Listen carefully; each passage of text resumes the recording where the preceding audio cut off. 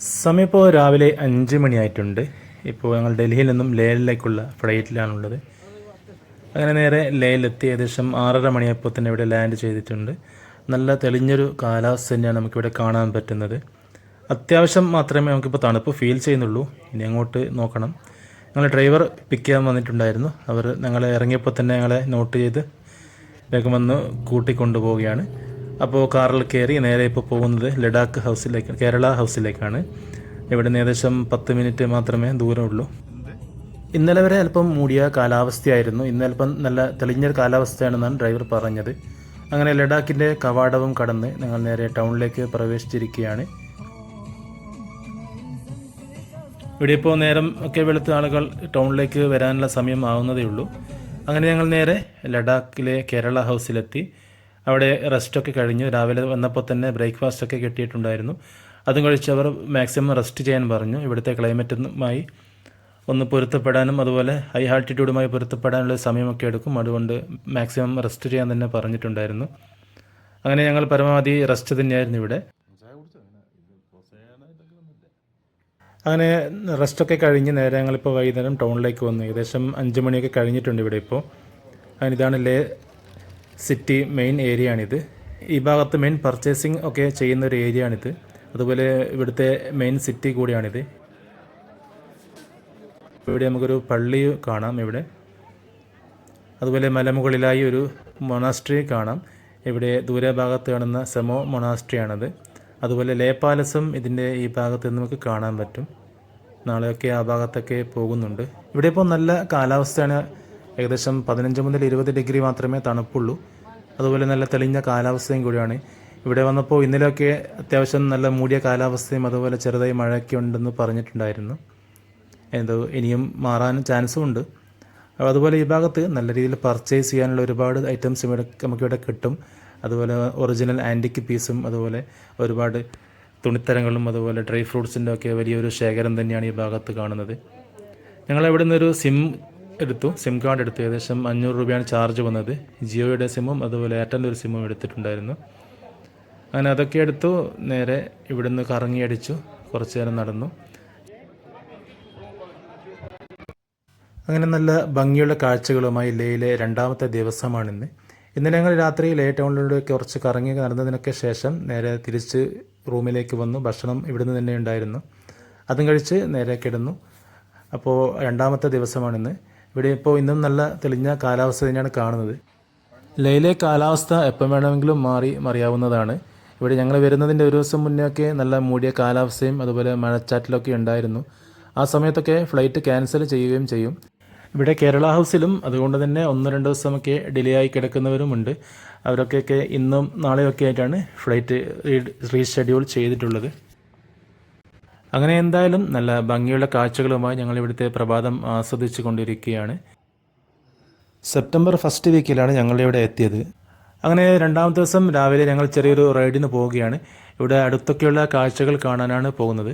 ഞങ്ങൾ 2 ബൈക്കിലായിട്ടാണ് 3 പേർ പോകുന്നത്. 2 ഹിമാലയൻ ബൈക്കാണ്. ഞങ്ങൾ ബൈക്കും ഈ ഗ്രൂപ്പിൽ ഈ പാക്കേജിൽ പെട്ടിട്ടുള്ളത് തന്നെയാണ്. അങ്ങനെ ഞങ്ങളുടെ റൈഡിൻ്റെ 1ാമത്തെ ദിവസമാണിന്ന്. ഇന്നൊരു 3-4 സ്പോട്ട് ഉണ്ടെന്നാണ് പറഞ്ഞത്. ഞങ്ങൾ ആദ്യം നേരെ വന്നത് എയർപോർട്ടിനടുത്ത് തന്നെയുള്ള ഹാൾ ഓഫ് ഫെയിമിലേക്കാണ്. ഏകദേശം അരമണിക്കൂറിനടുത്ത് റൈഡ് മാത്രമേ ഉള്ളൂ. ഹാൾ ഓഫ് ഫെയിം എന്ന് പറഞ്ഞത് ഒരു മിലിറ്ററി മ്യൂസിയമാണ്. ഇന്ത്യ പാകിസ്ഥാൻ വാറിൻ്റെ പ്രതീകാത്മകമായി അവരുടെ മെമ്മറിക്ക് വേണ്ടി നിർമ്മിച്ച ഒരു സ്ഥലമാണിവിടം. ഇവിടെ വണ്ടി പാർക്ക് ചെയ്യാനുള്ള വിശാലമായ സൗകര്യമുണ്ട്. അങ്ങനെ വണ്ടി പാർക്ക് ചെയ്ത് ഇവിടെ ഒരുപാട് വണ്ടികൾ നമുക്കിവിടെ കാണാൻ പറ്റുന്നുണ്ട്. ഒരുവിധം എല്ലാ ടൂറിസ്റ്റുകളും ഈ ഭാഗത്ത് ഈ കാഴ്ച ഇവിടെ കാണാൻ വരുന്നതാണ്. അതുപോലെ ഇവിടെ ലേ ശ്രീനഗർ ഹൈവേയിലാണ് ഈ ഹാൾ ഓഫ് ഫെയിം വരുന്നത്. ലഡാക്കിൽ വന്ന ആദ്യ ദിവസങ്ങളിലൊക്കെ നല്ല രീതിയിൽ ശ്രദ്ധിക്കാൻ പറഞ്ഞിട്ടുണ്ടായിരുന്നു. ഇവിടുത്തെ ഹൈ ആൾട്ടിറ്റ്യൂഡായിട്ടുള്ള പ്രശ്നങ്ങൾ കൊണ്ട് തന്നെ ഞങ്ങൾ ഒരുപാട് വെള്ളം കുടിക്കുവാനും അതുപോലെ കട്ടിയുള്ള ഭക്ഷണങ്ങൾ കഴിക്കാതിരിക്കാനൊക്കെ പറഞ്ഞിട്ടുണ്ടായിരുന്നു. അപ്പോൾ അതൊക്കെ നല്ല രീതിയിൽ ശ്രദ്ധിക്കാനും പറഞ്ഞിട്ടുണ്ട്. അങ്ങനെ നമുക്ക് ഈ ഹാൾ ഓഫ് ഫെയിമിൻ്റെ ഭാഗത്ത് അതുപോലെ ഹോയിറ്റ്സർ കാണാം. പീരങ്കികളും ഇന്ത്യ പാക് യുദ്ധത്തിന് ഉപയോഗിച്ച പീരങ്കികളും അതുപോലെ അവരുടെ വാഹനങ്ങളും ഒക്കെ ഇവിടെ വെച്ചിരിക്കുന്നതായിട്ട് കാണാം. മലനിരകളുടെ താഴ്വാരത്തായി ലഡാക്ക് കാർഗിൽ ഹൈവേയിൽ 1986 ഈ മ്യൂസിയം ഇവിടെ നിർമ്മിച്ചിട്ടുള്ളത്. ഞങ്ങൾ ടിക്കറ്റ് എടുത്തു. 125 രൂപയാണ് ചാർജ് വരുന്നത്. ഞങ്ങൾ ടിക്കറ്റ് എടുത്ത സമയത്ത് അവിടെ കാർഡ് മാത്രമേ സ്വീകരിക്കുള്ളൂ എന്നാണ് പറഞ്ഞത്. ക്യാഷും അതുപോലെ ഗൂഗിൾ പേ ഒന്നും സ്വീകരിക്കില്ല.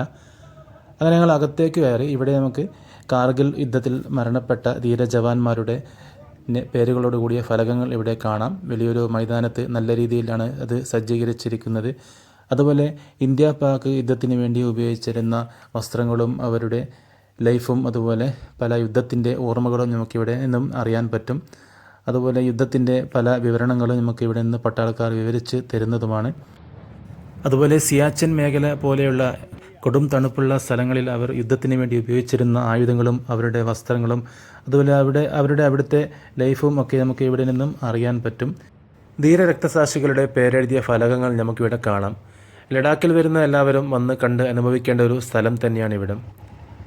വൈകുന്നേരം 7 മണിക്ക് ശേഷം ഇവിടെ ലൈറ്റ് ആൻഡ് സൗണ്ട് ഷോയുമുണ്ട്. ലേ എയർപോർട്ടിന് അടുത്തായിട്ടാണ് ഹാൾ ഓഫ് ഫെയിം വരുന്നത്. അങ്ങനെ അവിടുത്തെ കാഴ്ചകൾക്ക് ശേഷം ഞങ്ങൾ നേരെ പോയത് ടൗണിൽ നിന്നും ഏകദേശം 4 കിലോമീറ്റർ അകലെ വരുന്ന ശാന്തി സ്തൂപയിലേക്കാണ്. പോകുന്ന വഴിയിൽ ലേ പട്ടണത്തിൻ്റെ ഭംഗിയുള്ള കാഴ്ച നമുക്ക് ഇവിടെ നിന്ന് കാണാൻ പറ്റും. ഇവിടെ ലേയിൽ വന്നപ്പോൾ ഹൈ ആൾട്ടിറ്റ്യൂഡിൻ്റെ പ്രശ്നം ഉള്ളത് കൊണ്ട് തന്നെ നല്ല രീതിയിൽ വെള്ളം കുടിക്കുവാനും അതുപോലെ വെജിറ്റേറിയൻ ഫുഡ് കഴിക്കുവാനും പറഞ്ഞിട്ടുണ്ടായിരുന്നു. അതുപോലെ സൺക്രീമും നല്ല രീതിയിൽ ഉപയോഗിക്കണം. അതുപോലെ ഡയാമോക്സ് ടാബ്ലറ്റ് 2 തരം വെച്ച് ഞങ്ങളിപ്പോൾ കഴിക്കുന്നുമുണ്ട്. അതൊക്കെ കൊണ്ട് തന്നെ വലിയൊരു ബുദ്ധിമുട്ടൊന്നും ഇപ്പോൾ നമുക്ക് അനുഭവപ്പെടുന്നില്ല. മാത്രമല്ല പകൽ സമയങ്ങളിൽ നല്ല വെയിലാണ്, അതുകൊണ്ട് തന്നെ വലിയ തണുപ്പും നമുക്ക് ഫീൽ ചെയ്യുന്നില്ല. അങ്ങനെ ശാന്തി സ്തൂപയുടെ ഒരു ഭാഗം നമുക്കിവിടെ നിന്ന് കാണാം. ഗേറ്റിന് അടുത്തെത്തി വണ്ടി പാർക്ക് ചെയ്തു. ടിക്കറ്റ് എടുത്തു. ഒരാൾക്ക് 30 രൂപയാണ് ചാർജ് വരുന്നത്. ലേ സിറ്റിയുടെ ഭംഗിയുള്ളൊരു കാഴ്ച നമുക്ക് ഇവിടുന്ന് കാണാൻ പറ്റും. താഴ്വാരത്തായി വ്യാപിച്ച് കിടക്കുന്ന പട്ടണത്തിൻ്റെ നല്ലൊരു വ്യൂ തന്നെ നമുക്ക് ഇവിടുന്ന് കിട്ടുന്നതാണ്. ദൂരെയായി ഗോൾഫ് ക്ലബിൻ്റെ ഭാഗമാണ് കാണുന്നത്. ലഡാക്ക് ഗോൾഫ് ഏരിയ ആണത്. ഇവിടെ ആൾക്കാർ താമസിക്കുന്ന ഭാഗങ്ങളിൽ മാത്രമേ മരങ്ങളും ചെടികളും ഒക്കെ നമുക്ക് കാണാൻ പറ്റുള്ളൂ. ബാക്കിയുള്ള ഭാഗങ്ങളൊക്കെ മരുഭൂമി പോലെ തന്നെയാണ് നിൽക്കുന്നത്. താഴ്വാരം വിട്ട് മലമുകളിലേക്കും കെട്ടിടങ്ങൾ പണിതു വരുന്നുണ്ട്. മുകളിലായി കാണുന്നതാണ് സെമോ മൊണാസ്ട്രി. ആ ഭാഗത്തേക്കും ഞങ്ങൾ പോകുന്നുണ്ട്. ഇവിടെ നമുക്കൊരു ലഡാക്കിലെ വീട് പണിയുടെ കാഴ്ചകൾ കാണാം.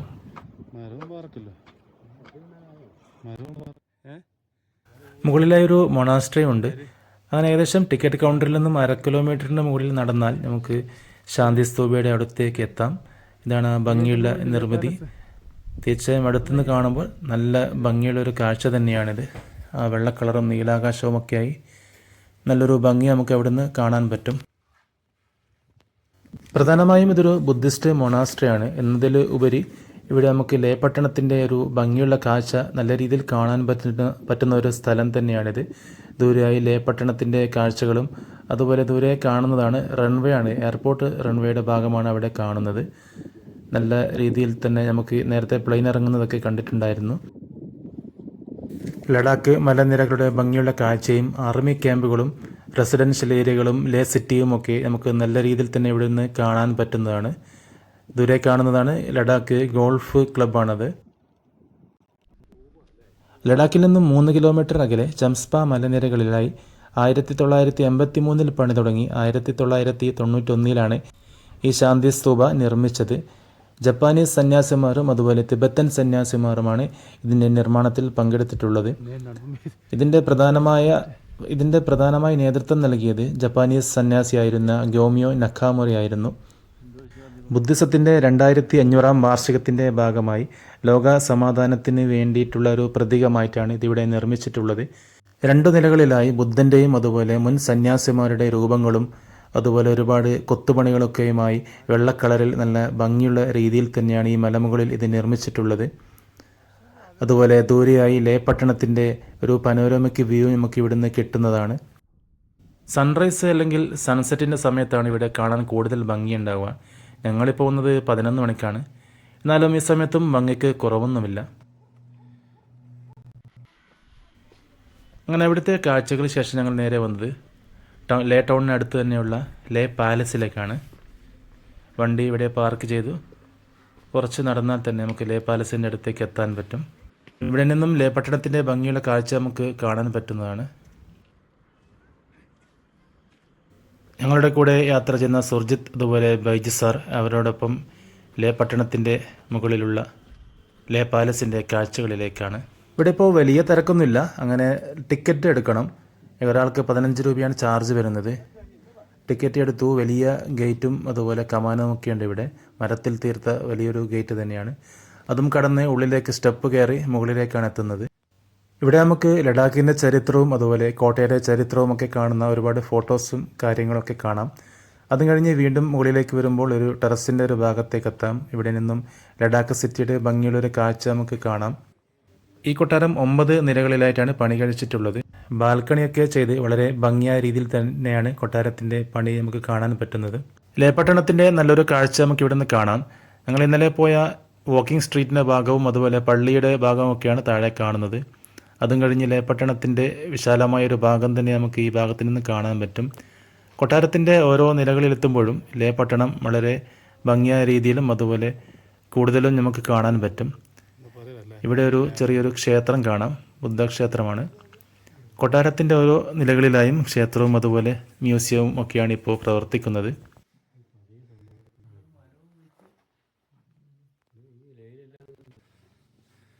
ഇത് മറ്റൊരു നിലയാണ്. ഇവിടെയും നമുക്ക് കൊട്ടാരത്തിൻ്റെ ചരിത്രവും അതുപോലെ ലേയുടെ ചരിത്രങ്ങളൊക്കെയാണ് ഇവരെ വിവരിച്ചിരിക്കുന്നത്. ഇവിടെയുള്ള ഇടനാഴികൾ അധികവും വളരെ ഉയരം കുറഞ്ഞ ഇടനാഴികളാണ്. അതുപോലെ മേൽക്കൂരയൊക്കെ മരത്തിൽ തീർത്തതായിട്ട് നമുക്ക് കാണാം. 2010 പ്രളയത്തിന് ഈ കൊട്ടാരം ഭാഗികമായി നശിക്കപ്പെടുകയുണ്ടായി. ഇപ്പോഴും പുനരുദ്ധാരണ പ്രവർത്തനങ്ങൾ നടന്നുകൊണ്ടിരിക്കുന്നുണ്ട്. ഈ കൊട്ടാരം 9 നിലകളിലായിട്ടാണ് നിർമ്മിച്ചിട്ടുള്ളത്. താഴത്തെ നില കുതിരകൾക്കും അതുപോലെ സാധനങ്ങൾ സ്റ്റോർ ചെയ്യാനൊക്കെ വേണ്ടിയിട്ടുള്ളതായിരുന്നു. അതിൻ്റെ മുകളിലായി കിച്ചണും അതുപോലെ അതിൻ്റെ മുകളിലായി ഭടന്മാർക്കുള്ള താമസം അങ്ങനെ ക്രമീകരിക്കപ്പെട്ട് 9ാമത്തെ നിലയെത്തുമ്പോഴേക്കും രാജാവിനുള്ള താമസമാണ് ഏറ്റവും മുകളിലത്തെ നിലകൊള്ളുന്നത്. ഞങ്ങളിപ്പോൾ 7ാമത്തെ നിലയിലാണുള്ളത്. ഇവിടെ നിന്നും ദൂരെ സമോ ഹില്ലിലുള്ള സമോ മൊണാസ്ട്രിയുടെ കാഴ്ച നമുക്ക് നല്ല രീതിയിൽ കാണാൻ പറ്റും. അങ്ങനെ വീണ്ടും മുകളിലേക്ക് കയറി 8ാമത്തെ നിലയിലാണ് ഇപ്പോൾ ഉള്ളത്. ഈ കൊട്ടാരം ലേ പാലസ് അഥവാ ലാച്ചൻ പാൽക്കർ പാലസ് എന്നും അറിയപ്പെടുന്നുണ്ട്. AD 1600 സംഗെ നെമ്ങ്യാൽ എന്ന രാജാവായിരുന്നു ഈ കൊട്ടാരം നിർമ്മിച്ചത്. ലേ ടൗണിന് തൊട്ടടുത്തായി തന്നെ മലഞ്ചെരുവിലായിരുന്നു ഈ കോട്ട നിർമ്മിച്ചിട്ടുള്ളത്. ഈ കോട്ടയുടെ നിർമ്മാണത്തിന് പ്രധാനമായും ഉപയോഗിച്ചിട്ടുള്ളത് ഇവിടെ തന്നെയുള്ള കല്ലുകളും അതുപോലെ മരങ്ങളൊക്കെ വെച്ചിട്ടായിരുന്നു ഇതിൻ്റെ ഓരോ നിലകളും നമുക്ക് നിർമ്മിച്ചതായിട്ട് കാണാൻ പറ്റുന്നത്. പല സമയത്തായി ഉണ്ടായ പ്രകൃതി ദുരന്തങ്ങളും ഈ കൊട്ടാരത്തിന് കാര്യമായ കേടുപാടുകൾ സംഭവിച്ചിട്ടുണ്ടായിരുന്നു. ഇപ്പോഴും പുനരുദ്ധാരണ പ്രവർത്തനങ്ങൾ നടന്നുകൊണ്ടിരിക്കുന്നുണ്ട്. ലേ പട്ടണത്തിൻ്റെ ഒരു മർമ്മപ്രധാനമായ മലമുകളിൽ തന്നെയാണ് ഈ കൊട്ടാരം സ്ഥിതി ചെയ്യുന്നത്. ഇവിടെ നമുക്ക് ലേ പട്ടണത്തിൻ്റെ ഭംഗിയുള്ള കാഴ്ച നമുക്ക് പൂർണ്ണമായും നല്ല രീതിയിൽ തന്നെ കാണാൻ പറ്റും. ഇവിടെയാണ് മുകളിലത്തെ 9ാം നിലയാണ് ഇവിടെ കാണുന്നത്. അവിടേക്ക് പ്രവേശനമില്ല. അങ്ങനെ അവിടുത്തെ കാഴ്ചകളും കഴിഞ്ഞ് ഞങ്ങൾ പുറത്തേക്ക് ഇറങ്ങി. ഇന്ന് വെള്ളിയാഴ്ച ആയിരുന്നു. നേരെ പള്ളിയിലേക്കാണ് പോയത്. പള്ളിയിൽ പ്രാർത്ഥനയും കഴിഞ്ഞു. നല്ലൊരു ഭംഗിയുള്ളൊരു പള്ളി തന്നെയായിരുന്നു. ലേയുടെ തനത് ആർക്കിടെക്റ്റ് തന്നെയാണ് ഇവിടെ നമുക്ക് പള്ളിയിലും കാണാൻ പറ്റുന്നത്. 17ാം നൂറ്റാണ്ടിലാണ് ഇവിടെ ഈ ജാമിയ മസ്ജിദ് പണിതിട്ടുള്ളത്. തിരിച്ച് കേരള ഹൗസിലേക്ക് വന്നു. ലഞ്ച് അവിടെ ഉണ്ടായിരുന്നു. അതും കഴിച്ച് വീണ്ടും അടുത്ത യാത്രയ്ക്ക് ഇറങ്ങിയിരിക്കുകയാണ്.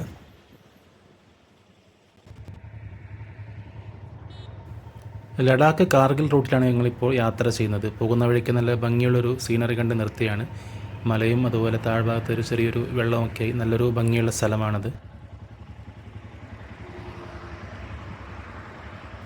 ഇവിടെ ലഡാക്കിൽ പ്രധാനമായി നമുക്ക് കാണാൻ പറ്റുന്നത് അധികം പച്ചപ്പില്ലാത്ത മലനിരകളാണ്. അതിൻ്റെ മലമുകളിലായി ഇപ്പം അല്പം മഞ്ഞും കാണാം ദൂരെയൊക്കെ. ബാക്കിയൊക്കെ തരിശ് ഭൂമി പോലെ ഒരു മരുഭൂമിയിലെ തന്നെ കിടക്കുന്ന കാഴ്ചയാണ് ഇവിടെ കാണുന്നത്. ഞങ്ങളുടെ പാക്കേജ് വരുന്നത് കേരള ഹൗസിലെ സുധീഷ് ജോസ്ന എന്നിവർ ചേർന്ന് ചെയ്യുന്നൊരു പാക്കേജിലാണ് ഞങ്ങൾ വന്നിട്ടുള്ളത്. ഞങ്ങൾക്കിപ്പോൾ ചാർജ് വരുന്നത് ഏകദേശം 27,000 രൂപയാണ്. അതിൽ ബൈക്കും സ്റ്റേയും അതുപോലെ ഭക്ഷണവും ഇൻക്ലൂഡഡ് ആണ്. ബാക്കി ലഞ്ച് ഇതിൽ ഇൻക്ലൂഡ് അല്ല. അതുപോലെ ഫ്യൂവലും ഇൻക്ലൂഡഡ് അല്ല. ഞങ്ങളുടെ യാത്രയിൽ 3 പേരാണുള്ളത്. 2 ബൈക്കാണ് ഞങ്ങൾ വാടകയ്ക്ക് എടുത്തിട്ടുള്ളത്. അതുപോലെ വേറെ ബാക്കപ്പ് ബൈക്കുകളൊന്നുമില്ല. എന്തെങ്കിലും പറ്റിയാൽ പേടിക്കാനൊന്നുമില്ല. കൂടെ അവരെ വിളിച്ചാൽ മതി. അവരുടെ ആൾക്കാർ റണ്ണിങ്ങിൽ ഉണ്ടാവും. അവർ തന്നെ പെട്ടെന്ന് വേണ്ടത് ചെയ്തു തരുമെന്നൊക്കെ പറഞ്ഞിട്ടുണ്ട്. അപ്പോൾ അതിനെപ്പറ്റിയൊന്നും പേടിക്കേണ്ടതും പറഞ്ഞിട്ടുണ്ട്. ലഡാക്കിലെ മലനിരകൾ തരിശു ഭൂമിയാണെങ്കിലും നമുക്ക് കാണുമ്പോൾ വളരെ വ്യത്യസ്തമായിട്ടുള്ളതും പല നിറത്തിലുള്ളതുമായിട്ടാണ് കാണപ്പെടുക. സംഗം വ്യൂ പോയിൻറ്റിൻ്റെ ഭാഗമാണിത്. മുകളിൽ കാണുന്നത് സൻസ്കാർ റിവർ, അതുപോലെ അടുത്ത ഭാഗത്തായി കാണുന്നതാണ് ഇൻഡസ് റിവർ. അത് രണ്ടും കൂടി ഒന്നിച്ചു ചേർന്ന് ഇൻഡസ് റിവറായി വലത്ത് ഭാഗത്തേക്കാണ് ഒഴുകുന്നത്. ടൗണിൽ നിന്നും ഏകദേശം 30 കിലോമീറ്ററാണ് ഇവിടത്തേക്കുള്ള ദൂരം. അങ്ങനെ ഞങ്ങൾ താഴ്ഭാഗത്തേക്ക് വന്നു. ഇവിടെ അത്യാവശ്യം സൗകര്യങ്ങളൊക്കെ ഉണ്ട്, ബാത്റൂം അതുപോലെ ചെറിയ കഫേയൊക്കെ ഉണ്ട്. ഇൻഡസ് നദി അഥവാ സിന്ധു നദി ഇന്ത്യയിലൂടെ ഏകദേശം 1100 കിലോമീറ്റർ മാത്രമേ ഒഴുകുന്നുള്ളൂ. ബാക്കിയുള്ള ഭാഗങ്ങൾ അഫ്ഗാനിസ്ഥാൻ, പാകിസ്ഥാൻ വഴി നേരെ അറബിക്കടലിലേക്ക് പതിക്കുകയാണ്. ഇവിടെ അത്യാവശ്യം സ്പോർട്ടിംഗ് ആക്ടിവിറ്റികളുണ്ട്, കയാക്കിംഗ് അതുപോലെ റിവർ റാഫ്റ്റിംഗ് ഒക്കെ നടക്കുന്ന ഒരു ഏരിയയാണിത്. അതുപോലെ നല്ലൊരു ഭംഗിയുള്ളൊരു ഏരിയ കൂടിയാണ്. സൺസെറ്റും ഒക്കെ നല്ല രീതിയിൽ ആസ്വദിക്കാൻ പറ്റുന്ന ഒരു സ്ഥലം തന്നെയാണ് ഇവിടെ. അങ്ങനെ അവിടുത്തെ കാഴ്ചകൾ കുറച്ചു നേരം കണ്ടു. വീണ്ടും യാത്ര തിരിച്ചു. വേറെയും 1-2 സ്ഥലങ്ങളിൽ കൂടി പോകാനുണ്ട്. ഏകദേശം സമയം ഇപ്പോൾ 5 മണിയൊക്കെ കഴിഞ്ഞിട്ടുണ്ട്. അങ്ങനെ അടുത്ത ലൊക്കേഷനായ മാഗ്നറ്റിക് ഹില്ലിൻ്റെ ഭാഗത്തേക്കാണ് ഇപ്പോൾ പോകുന്നത്. ലഡാക്കിലെ ഞങ്ങളുടെ 2ാമത്തെ ദിവസമാണ് ഇന്ന്. ഇന്നലെ വന്നപ്പോൾ പ്രത്യേകിച്ച് പരിപാടിയൊന്നും ഉണ്ടായിരുന്നില്ല, ഫുൾ റെസ്റ്റ് തന്നെയായിരുന്നു. അവിടുത്തെ ക്ലൈമറ്റുമായി ഒന്ന് പൊരുത്തപ്പെടാനൊക്കെ നല്ല രീതിയിൽ റെസ്റ്റ് എടുക്കാൻ പറഞ്ഞിട്ടുണ്ടായിരുന്നു. അപ്പോൾ ഇന്നാണ് യാത്രയ്ക്ക് ഇറങ്ങിയത്. ഇവിടെ അടുത്തുള്ള കാഴ്ചകൾ തന്നെയാണ് കാണാൻ ഇറങ്ങിയത്. പോകുന്ന വഴിക്ക് ഒരുപാട് ബൈക്കേഴ്സ് ടീമിനെ കണ്ടിട്ടുണ്ടായിരുന്നു. അവരൊക്കെ ഒരു വലിയൊരു ടീമായിട്ടാണ് പോയിട്ടുള്ളത്. 10-12 ബൈക്കൊക്കെ ഉണ്ട് അവരുടെ ടീമിൽ. അതുപോലെ ഒരു ബാക്കപ്പ് വെഹിക്കിൾ ഉണ്ട് അവരുടെ കൂടെ. വേറെ ഒരുപാട് ടൂർ പാക്കേജ് നോക്കിയിട്ടുണ്ടായിരുന്നു. അതിനൊക്കെ കുറച്ച് ബജറ്റ് ഫ്രണ്ട്ലി ആയിട്ട് തോന്നിയിട്ടുള്ളത് ഈ കേരള ഹൗസിൻ്റെ സുധീഷ് ജോസ്ന ചെയ്യുന്ന പാക്കേജ് ആയിരുന്നു. പക്ഷേ ഞങ്ങൾ വന്ന ടൈമിൽ വേറെ ടീമൊന്നും ഉണ്ടായിരുന്നില്ല ജോയിൻ ചെയ്യാൻ കൂടെ. മാത്രമല്ല ലീവൊക്കെ സെറ്റാക്കി ഇറങ്ങിയതായിരുന്നു. പിന്നെ രണ്ടും കൽപ്പിച്ച് യാത്ര ഞങ്ങൾ ആരംഭിച്ചു. ഇവിടെ വലിയൊരു മല പിളർത്തി റോഡുണ്ടാക്കിയത് കാഴ്ച കാണാം. ഇവിടെ പല റോഡ് പണികളും നടക്കുന്നുണ്ട്. പല റോഡും വീതി കൂട്ടുന്ന വർക്കുകളും നടന്നുകൊണ്ടിരിക്കുന്നുണ്ട്. മുമ്പത്തെക്കാളും നല്ല ഡെവലപ്മെൻറ്റ് വരുന്നുണ്ടെന്നാണ് പറഞ്ഞത്. അങ്ങനെ ഞങ്ങൾ മാഗ്നറ്റിക് ഹില്ലിൻ്റെ ഭാഗത്ത് എത്തിയിട്ടുണ്ട്. ഇവിടെ ഈ ഭാഗത്തായി വണ്ടി നിർത്തി ന്യൂട്രൽ ചെയ്താൽ വണ്ടി തനിയെ നീങ്ങിപ്പോകും. അത് ചെറിയ കയറ്റത്തിൻ്റെ ഭാഗത്തേക്കാണ് നീങ്ങിപ്പോകുന്നത്. അതൊരു മാഗ്നറ്റിക് പവറാണെന്നും പറയുന്നുണ്ട്. അതല്ല, കയറ്റമൊന്നുമില്ല, ഞങ്ങളുടെ ഒരു ഒപ്റ്റിക്കൽ ഇല്യൂഷനാണെന്ന് മാത്രം പറയുന്നുമുണ്ട്. അങ്ങനെ അവിടുത്തെ കാഴ്ചകൾ കണ്ടിരുന്നപ്പോൾ മഴ വീണ്ടും ചെറുതായി ചാഴാൻ തുടങ്ങി. അടുത്തതായി പത്തർ സാഹിബ് ഗുരുദ്വാരയിലാണ് എത്തിയിട്ടുള്ളത്. ഇവിടെ പാർക്ക് ചെയ്യാനുള്ള സൗകര്യങ്ങളൊക്കെ ഉണ്ട്. അതുപോലെ നല്ലൊരു ഭംഗിയുള്ളൊരു ഏരിയ കൂടിയാണ് ഇവിടെ. ഞങ്ങൾ വന്ന സെയിം റോഡിൽ തന്നെയാണ് ഗുരുദ്വാരയും വരുന്നത്. എല്ലാ ഗുരുദ്വാരയും പോലെ ഇവിടെയും തലമറച്ച് വേണം അകത്തേക്ക് കയറാൻ. അപ്പോൾ ഇവിടുത്തെ ചരിത്രം പറയുന്നത് 1960-കളിൽ ഇവിടുത്തെ റോഡ് കൺസ്ട്രക്ഷന് വേണ്ടി ആർമി പാറ പൊട്ടിക്കുന്ന സമയത്ത് വലിയൊരു കല്ലിവിടെ കാണപ്പെടുകയുണ്ടായി. ആ കല്ല് മാറ്റാൻ ശ്രമിച്ചിട്ടും മാറ്റാൻ പറ്റുന്നുണ്ടായിരുന്നില്ല. അപ്പോഴാണ് അതിൻ്റെ ചരിത്രം അവർ അന്വേഷിച്ചത്. 1500 കാലഘട്ടത്തിൽ സിഖ് സ്ഥാപകനായിരുന്ന ഗുരുനാനാക്ക് ഇതുവഴി തിബറ്റിലേക്ക് പോകുന്ന വഴിയിൽ ഇവിടെയും അല്പനേരം ധ്യാനത്തിലിരിക്കുകയുണ്ടായി. ആ സമയത്ത് ഇവിടെ മലമുകളിലുണ്ടായിരുന്ന ഒരു ശകുത്താൻ അദ്ദേഹത്തെ കാണാനിടയാകുകയും അദ്ദേഹത്തിനെ വധിക്കാൻ വേണ്ടി മുകളിൽ നിന്നും ഒരു വലിയൊരു പാറക്കല്ല് താഴേക്ക് ഉരുട്ടിയിട്ടു. പക്ഷേ ആ പാറക്കല്ല് വന്ന് അദ്ദേഹത്തിനെ തട്ടി അദ്ദേഹത്തിൻ്റെ ശരീരത്തിൽ ഒരു വാക്സ് പോലെ തട്ടി നിൽക്കുകയാണ് ഉണ്ടായത്. ഗുരുജിയുടെ ശരീരത്തിൽ പറ്റിച്ചേർന്ന കല്ലിൻ്റെ ഒരു ഭാഗം നമുക്കിവിടെ അകത്ത് കാണാൻ പറ്റും. അപ്പോൾ മുകളിൽ നിന്നും വന്ന ചെകുത്താൻ വീണ്ടും പാറയിൽ ആഞ്ഞു ചവിട്ടുകയായിരുന്നു. പക്ഷേ ആ സമയത്ത് ചെകുത്താൻ്റെ കാല് ആ പാറയിൽ ഒട്ടിപ്പിടിക്കുകയും അപ്പോൾ അതുകൊണ്ട് ചെകുത്താൻ പരിഭ്രാന്തനായി. ഗുരുവിൻ്റെ ശക്തി കണ്ട ചെകുത്താൻ ഗുരുവിനോട് മാപ്പിരക്കുകയും ഗുരു മാപ്പ് കൊടുത്തു എന്നും പറയുന്നു. അതല്ല, ഗുരു ചെകുത്താനെ വധിച്ചു എന്നും പറയപ്പെടുന്നുണ്ട്. ചരിത്രത്തോടൊപ്പം അവിടുത്തെ കാഴ്ചകളും ഭംഗിയുള്ളതായിരുന്നു. ഏകദേശം ഇരുട്ട് തുടങ്ങിയപ്പോൾ അവിടെ നിന്നും യാത്ര തിരിച്ചു. വീണ്ടും നേരെ ലഡാക്കിലേക്ക് ടൗണിലേക്കാണ് വരുന്നത്. അപ്പോൾ ഇന്നത്തെ കാഴ്ചകൾ നല്ല ഭംഗിയുള്ള കാഴ്ചകൾ തന്നെയായിരുന്നു. നാളെയും വരാനിരിക്കുന്ന ദിവസങ്ങളിലും ഒരുപാട് കാഴ്ചകളും അതുപോലെ വ്യത്യസ്തമായ യാത്രകളുമുണ്ട്. ബാക്കി വിശേഷങ്ങളും വിവരങ്ങളും വഴിയെ പറയാം. ഹാൾ ഓഫ് ഫെയിമിൻ്റെ ഒരു രാത്രി കാഴ്ചയാണത്. അപ്പോൾ എല്ലാവർക്കും ഹാപ്പി ഡ്രീംസ്.